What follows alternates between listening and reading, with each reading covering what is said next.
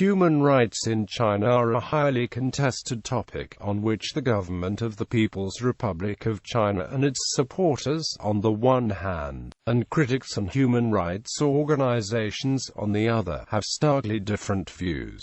PRC authorities, the supporters, and other proponents claim that existing policies and enforcement measures are sufficient to guard against human rights abuses. However, other countries and their authorities, international non-governmental organizations, such as Human Rights in China and Amnesty International, and citizens, lawyers, and dissidents inside the country, state that the authorities in mainland China regularly sanction or organize such abuses. NGOs such as Amnesty International and Human Rights Watch, as well as foreign governmental institutions such as the U.S. State Department, regularly present evidence of the PRC of violating the freedoms of speech, movement, and religion of its citizens and of others within its jurisdiction. Authorities in the PRC claim to define human rights differently, so as to include economic and social as well as political rights, all in relation to national culture and the level of development of the country. Authorities in the PRC, referring to this definition, claim that human rights are being improved. They do not, however, use the definition used by most countries and organizations. PRC politicians have repeatedly maintained that, according to the PRC Constitution, the four cardinal principles supersede citizenship rights. PRC officials interpret the primacy of the four cardinal principles as a legal basis for the arrest of people who the government says seek to overthrow the principles. Chinese nationals whom authorities perceive to be in compliance with these principles, on the other hand, are permitted by the PRC authorities to enjoy and exercise all the rights that come with citizenship of the PRC, provided they do not violate PRC laws in any other manner. Numerous human rights groups have publicized human rights issues in China that they consider the government to be mishandling, including the death penalty, the one-child policy, the political and legal status of Tibet, and neglect of freedom of the press in mainland China. Other areas of concern include the lack of legal recognition of human rights and the lack of an independent judiciary, rule of law, and due process.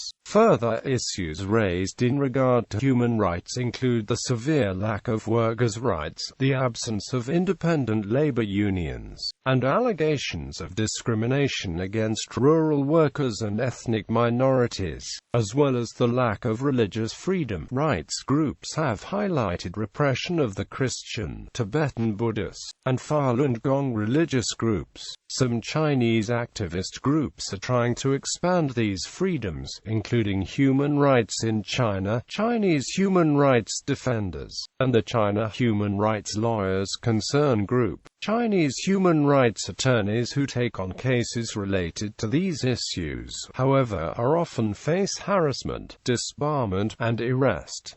Legal system. Since the legal reforms of the late 1970s and 1980s, the Communist Party of China has officially moved to embrace the language of the rule of law and to establish a modern court system. In the process, it has enacted thousands of new laws and regulations, and has begun training more legal professionals. The concept of rule of law has been emphasized in the Constitution, and the ruling party has embarked on campaigns to promote the idea that citizens have protection under the law. At the same time, however, a fundamental contradiction exists in the Constitution itself, in which the Communist Party insists that its authority supersedes that of the law. Thus, the Constitution enshrines the rule of law, yet simultaneously stresses the principle that the leadership of the Communist Party holds primacy over the law. The judiciary is not independent of the Communist Party, and judges face political pressure. In many instances, private party committees dictate the outcome of cases.